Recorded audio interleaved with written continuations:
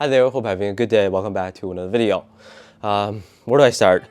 I got catfished by this shoe, man. I mean, I had to double check the box label and everything to make sure that it is the 3, not the 2. But anyways, this is the brand new Curry HOVR Splash 3.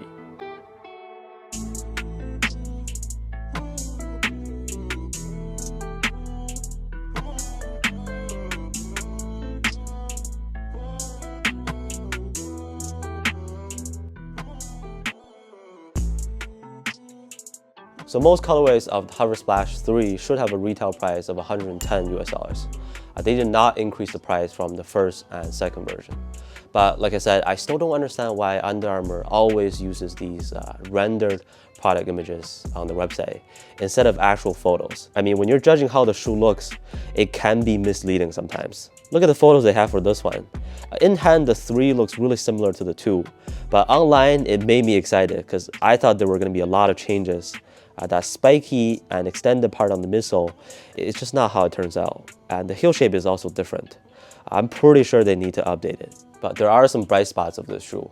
So let's get right into some details on how they perform on the court. They come in the white cardboard Curry brand box, all the same as usual. On the first look, this is a low top shoe. I see that's another thing that was different from my expectations, because the photo looks like a mid top, no?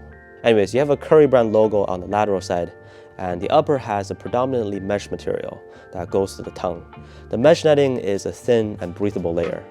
Padding is sufficient, but just not a very plush feeling in hand. The midsole is full of these small dots on there, and same goes with the outsole actually. The traction is also made up of these dots, or nubs, and they feel surprisingly sturdy. I can tell you now that dust pickup is also not really an issue. One more thing is that the collar does rise up towards the heel, and again, the heel shape is straight, not curved. In general, the shoe does feel harder to bend compared to the previous version, let's say, but they are basically the exact same weight as the HOVR Splash 2, right at 400 grams for my size 10.5 pair. Not crazy light like the main Currys and the Curry One Floatrol, but still light enough for faster movements with a nice court feel. Now, as to how these guys perform, I gotta say that despite feeling harder and more bulky in hand compared to the 2, on feet, the comfort level is still very good. HOVR cushioning did not disappoint on this model. The midsole feels soft and responsive. You do get some nice compression in the heels too. A transition is also pretty smooth, so just decent comfort that requires minimal break-in time. But if I have to compare and take one between these and the previous version, the HOVR Splash 2 has slightly better cushioning. However, in terms of traction, this model had a big improvement with this new outsole. They work perfectly fine even on a dusty court for me, whereas the 2, my Sour Patch Kids colorway, basically failed on dust. On a clean court, they should be even better. So one highlight of this newest version is definitely the traction performance. Not consistently squeaky, but that's like most of the other basketball shoes from Under Armour recently. All in all, you can get the hard stops with no issues. With the fit, these fit true to size.